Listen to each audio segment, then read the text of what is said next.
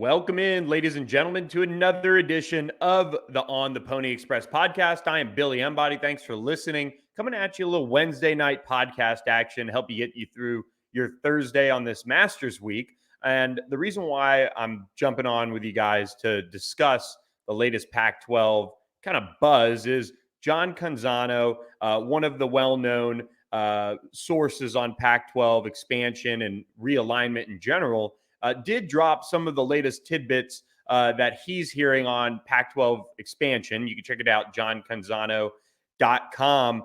But I have a few takeaways to share, and some of them are kind of what we speculated on this podcast, as well as some of the things we've been reporting in general. And the big takeaway for SMU fans when you look at Pac-12 expansion right now is this tiny little piece that John reported at the bottom. And it is that there are lawyers on the Pac-12 side of things, and there are lawyers on the SMU and San Diego State side of things. This is important. He did report what we have for now quite some time, over a year, that SMU has regular contact with the Pac-12, that according to multiple sources on his end. So current reporting backs up what we've said. SMU remains in contact with the Pac-12. The big thing, though, is the takeaway that there are lawyers involved at this point from SMU side of things. And I think that's important because when you look at where Pac-12 expansion stands, and John reiterated that SMU and San Diego State are viable Pac-12 expansion targets, not necessarily even candidates, but targets, key word there in my opinion as well. But having lawyers involved on this from SMU side, and it's not just President Turner or David Miller, the chairman of the board, or some of SMU's consultants like Oliver Luck or some other parties that are also involved. But having the lawyers involved on this is important, because if the Pac-12 is working through a media rights deal right now, and they are involving in any capacity SMU's lawyers as well as San Diego State's lawyers, that tells me that they are at least having the conversation with these two schools and saying, what would a media rights deal look like? Here's how you could fit into it. And if they're even talking any semblance of a framework of a deal for the television rights of the Pac-12, or for how SMU and San Diego State could join the Pac-12, that is very important. Now, it's important to note that the lawyers are involved on SMU's side, not only from those that kind of speculation right there, but everyone involved in this on any level is under a very strict non-disclosure agreement. And so that would involve lawyers, sure.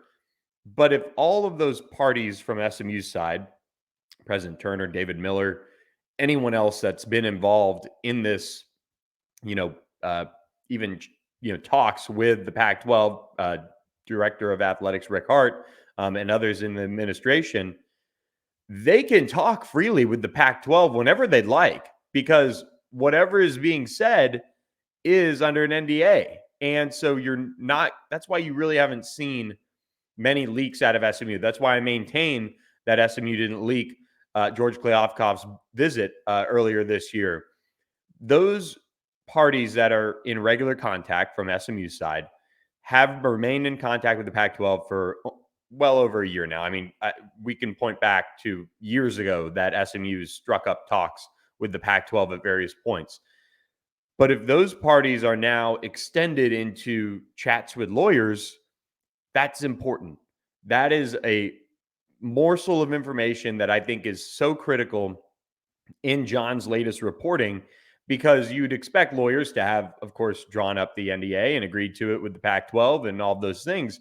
But once that's in place, it's kind of free reign for the parties involved to have these candid conversations, to have the conversations about George Kliavkoff visiting and coming through for a visit, and all the things that they wanted to do with him on the visit, as far as tours and presentations and all of those things.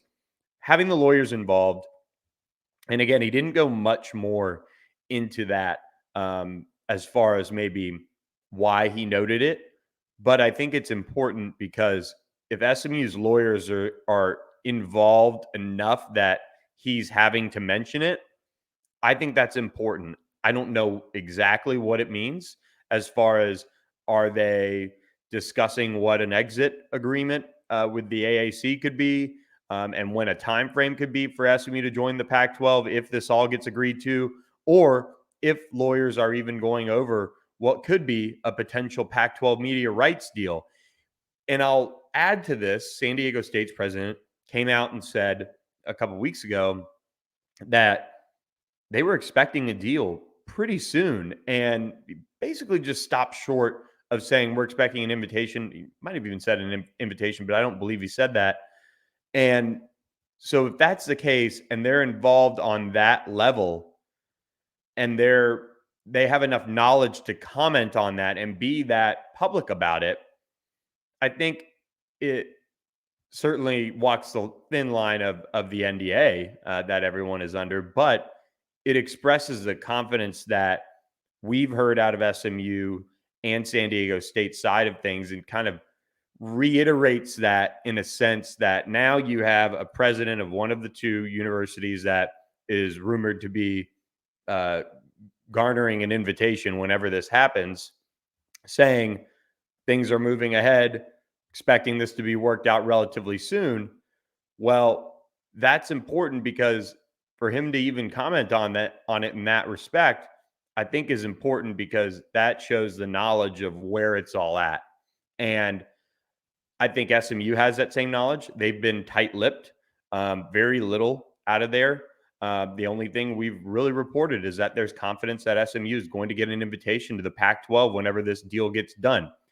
The big piece of his reporting from a overall Pac-12 timeline perspective is that multiple sources across the Pac-12 leadership, as far as schools go, shared with him that we understand that we, the Pac-12, contributed to this whole, all right, is it about to happen? It's about to happen. All right, we think it could be this week. They know that they contributed to that. And I said this on our message board, but I think a big piece of that was fighting back to the Big 12 kind of endeavor, propaganda, and things like that were going on during that time, and casting such a negative light on where the Pac-12 stood that they really felt like they had to step up and fight. That's why they had the unity statement. That's why we've seen multiple presidents go on the record expressing confidence on it. Those are the things that they're now somewhat walking back as far as a time frame goes, as far as John's reporting went in his latest piece. And they're kind of circling the wagons and trying to figure out, all right, how do we address that? Because it now has gone into April. It's April 5th as we're recording this podcast. We've hit multiple moments over the last month and a half, really, that people have said, all right, this might be it. There is a little bit of buzz. The presidents have met. Things have come and gone without any formal resolution. And now you're seeing them have to kind of circle the wagons a little bit and say, all right, how do we address that if, as presidents, we're going to address that? And the Pac-12 has remained quiet. And I'm not expecting a statement. I agree with John on that, or anything that is going to be more than I don't even think there's a need for another unity statement. It seems like behind closed doors, they remain unified. That's why things are plugging along, from what we're hearing towards getting this deal done. And I think the timeline of some of the media rights deals that have been done are kind of throwing a little bit of a wrench in how people perceive where the Pac-12 is. So, for example, the Big Ten's media rights deal was done about 10 months or 11 months in advance of their deal ending. And then you get the Big 12 that comes in, and they got their deal done a full, it's called, I think, 18 months in advance, and then the SEC negotiated theirs way out in advance. Theirs was obviously a massive move that shook up the entire industry, leaving CBS, for ESPN in that monster deal. That's where I think people are kind of judging the Pac-12 for how drawn out this has been. So the Pac-12's formal negotiating window, exclusive negotiating window, ended in October. And so that's when everyone knew that their rights were going to be on the open market and they were going to be looking for other suitors to shake things up with their media rights deal.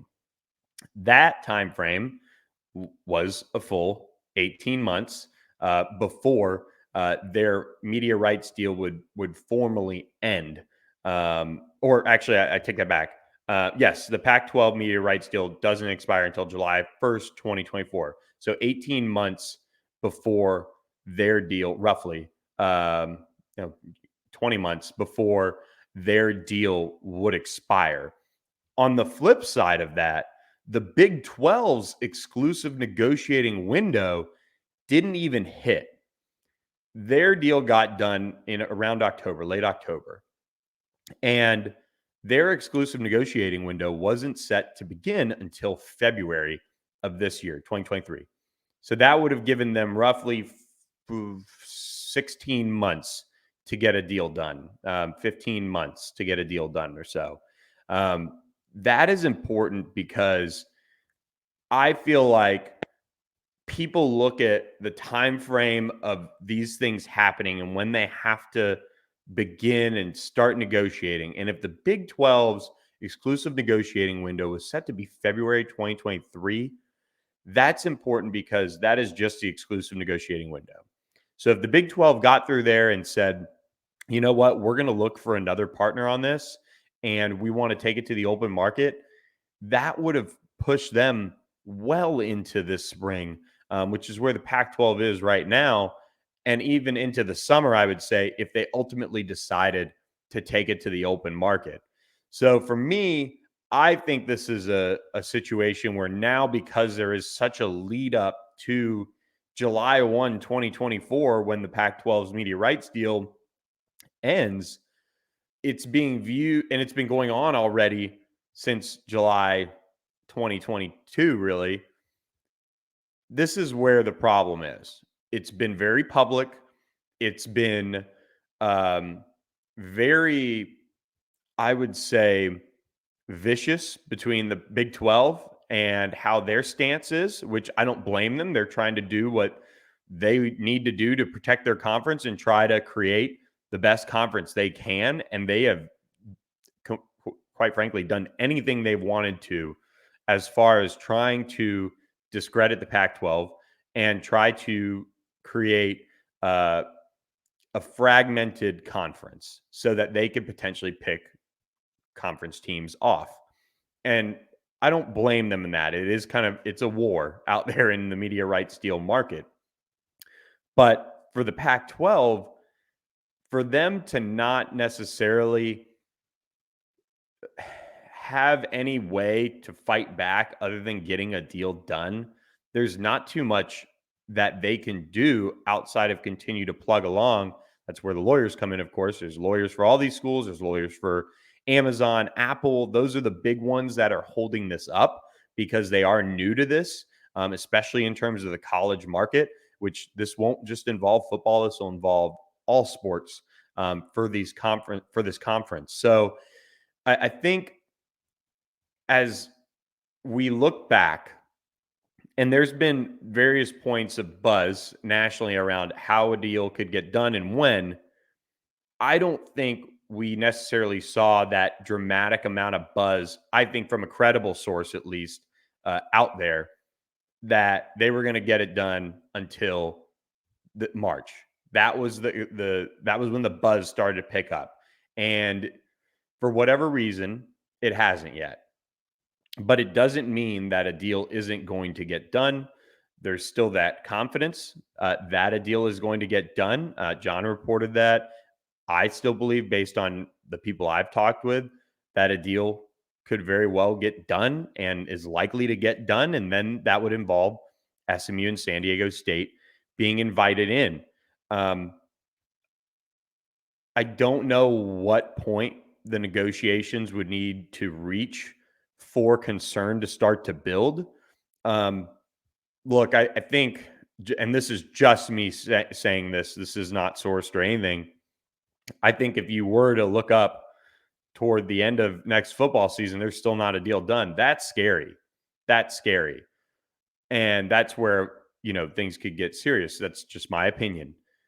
But these guys that are at the top levels of these universities, uh, as well as George Kliavkoff and everyone involved from the media rights partnership side of things, know that they can get a deal done over the course of the next however many months it takes.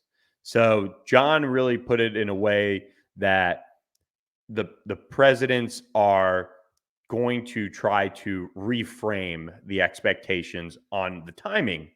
And I think that's something that they want to do because now it has stretched almost to a month where there was considerable buzz and people were commenting on it and saying, yes, we think it's imminent, we think it's near, all those things haven't come to fruition.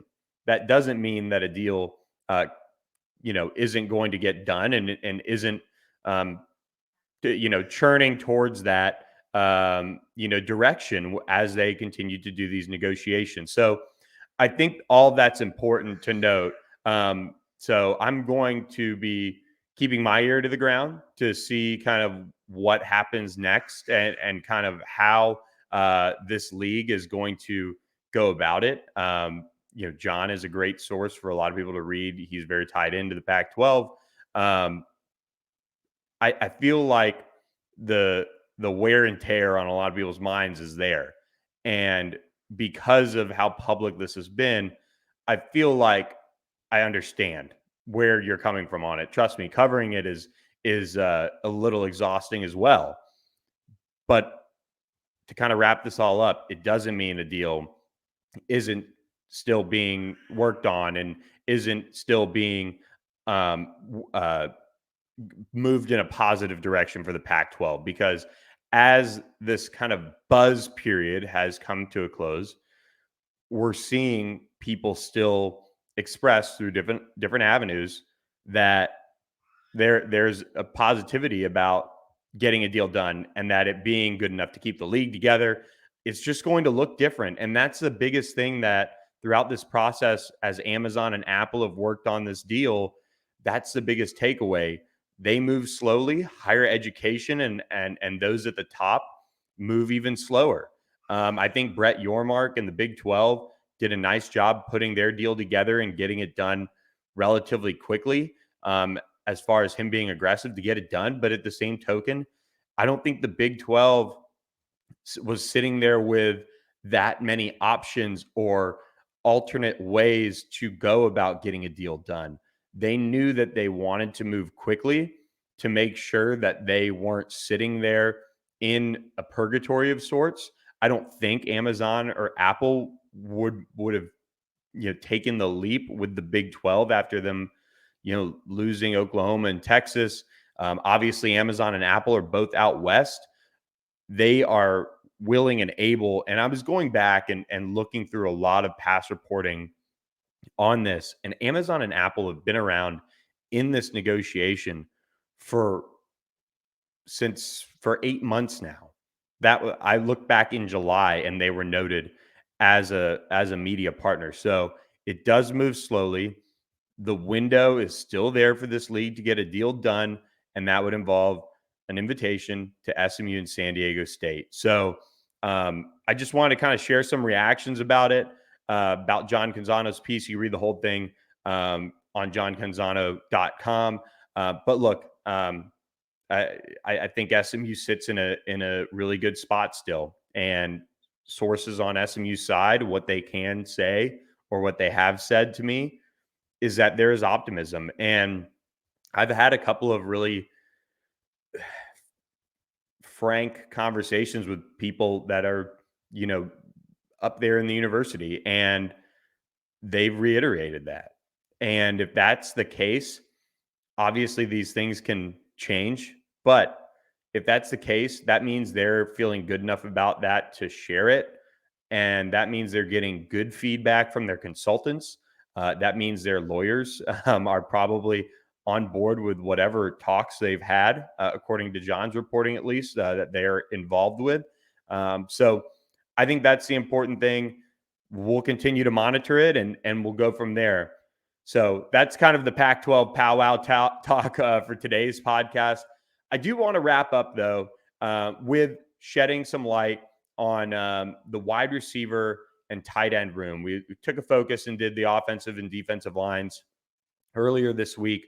And I want to kind of continue to gear you guys up for SMU spring game, which is coming up April 14th at Highland Park High School Friday night. So it'll be a fun next Friday night. It'll be a fun atmosphere. It'll be cool for SMU to get out in the community a little bit. I believe there's going to be there's going to be concessions. There's going to be all those things available. So be sure to check in with us at HP for SMU spring game. We'll be out there covering it as we always are.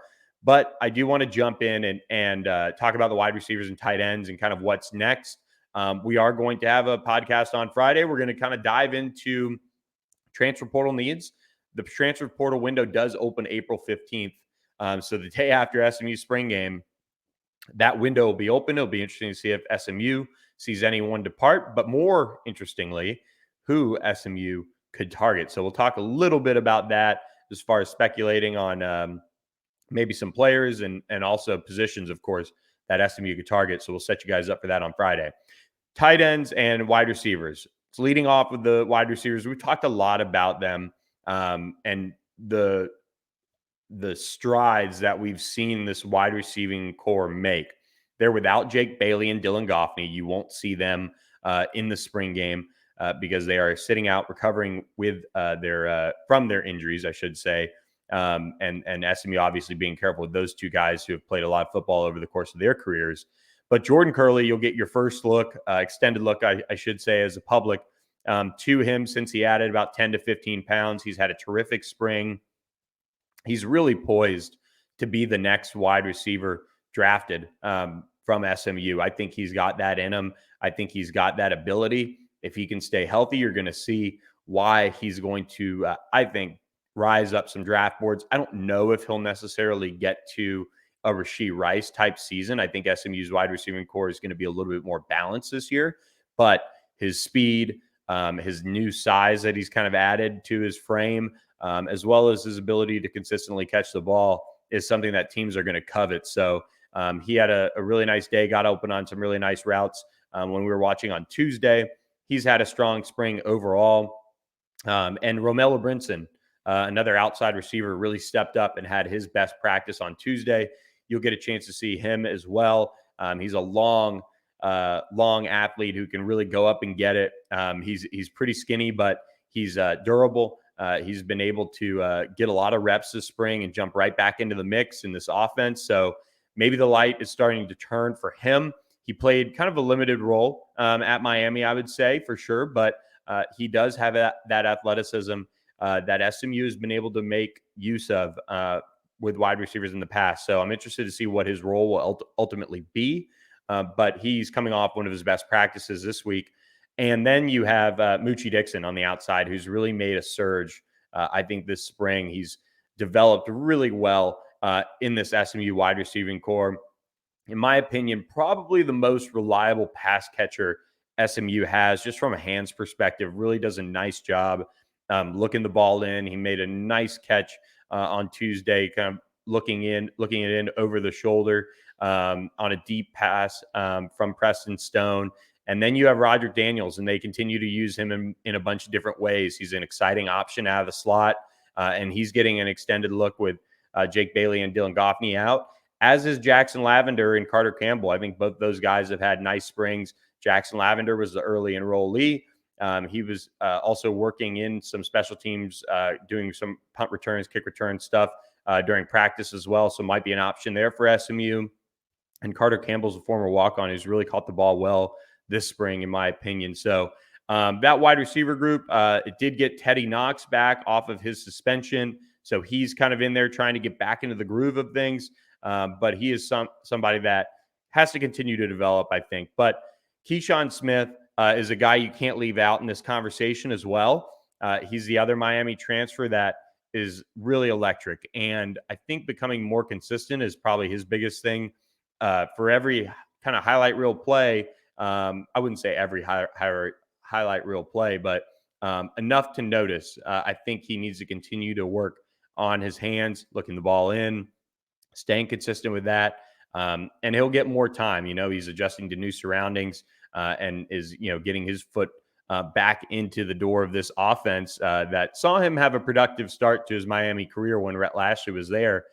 So Keyshawn Smith is a really smooth athlete. I mean, he's going to create some mismatches for other receivers because he is opposite of a Jordan Curley, because he's lined up outside of a Jake Bailey or Roderick Daniels. So once he puts that all together, I think he's going to be really, really special because he might be right there with Jordan Curley is probably the fastest receiver SMU has. I don't know what Jake Bailey runs, but I would say those two are the two burners for SMU's offense. And then we jump into the tight end room. RJ Maryland, I think SMU is going to be careful with him. He's had a really good spring. He looks like he's spent some time in the weight room and added some more mass to his frame. And we know what he can do. I mean, one of the best freshman tight ends in the country, and certainly has all conference written all over him for his sophomore season. So he'll get some burn in the spring game. But I think this is a good opportunity for a guy like Nolan Matthews. He's had a nice spring coming on, playing with a little bit more confidence. He's been healthy from the get-go, which is important. He's a big body. He's athletic. SMU needs him to step up and turn into that true number 2 tight end, a guy they can use on the end line, a guy they can, split out a little bit here and there, and also use as a blocker. Last year, BYU game, especially, you'll recall Gage Haskin missed the block. Gage has actually had a nice spring, in my opinion, but having a big guy like Nolan Matthews out on the edge to block could help SMU as well when they want to kind of play fast and move him out there. Running some screens. I think SMU's kind of expanded a little bit some of its screen game this year in the spring with Preston Stone and Kevin Jennings back there at quarterback. Those are good ways to get quarterbacks, feeling it and just easy passes to complete. Nolan Matthews would be a nice piece to have out there blocking on the edge. I know they did that with him in spurts when he has been healthy in the past. So like the spring Nolan Matthews has had, Cam Allen, they're still hoping he can develop. Lonnie Johnson is a guy who enrolled early at SMU and I think is still putting it together. He's going to need a weight room in a big way this offseason. And I think with RJ Maryland's emergence, and who knows, they could very well add another tight end from the transfer portal. But with RJ Maryland being your true pass catching tight end, I think Lonnie could be in for a red shirt. Just get him bigger, get him stronger, get him adjusted to all the things they ask of them in the tight end room. That's going to be the adjustment for him, but he sure looks smooth out there running around. I will tell you that. So SMU has a bright future in that pass catching tight end room or part of the offense with Lonnie Johnson coming up behind RJ Maryland. Trip Reardon, a big body, and able pass catcher, will arrive this summer, as will Adam Moore, the late addition in the signing class, who I think the more I hear about him, I think he's going to have a bright future with his size and ability to go up and get the ball as well. So the tight end room is one of those rooms that it's not complete yet. I think they're going to need to add a transfer portal tight end, and they're going to get 2 more big time, I would say, guys they believe are going to be good ones in this summer from their signing class. So with that, guys, going to wrap up this edition of the podcast. Please subscribe to the YouTube channel. We are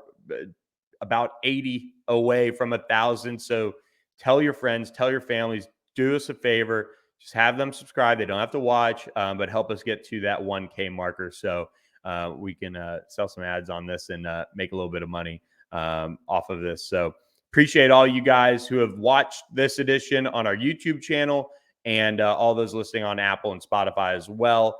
Appreciate you guys listening. We will have another edition of the podcast for you guys later this week. Hope you guys enjoy the Masters this weekend. I know I am. Already enjoyed the par 3 contest on Wednesday, and just gearing up for hopefully a weekend that the weather kind of stays away from Augusta. I don't know if it will, but I'm looking forward to watching all weekend. So thanks for listening, guys, and we'll catch you.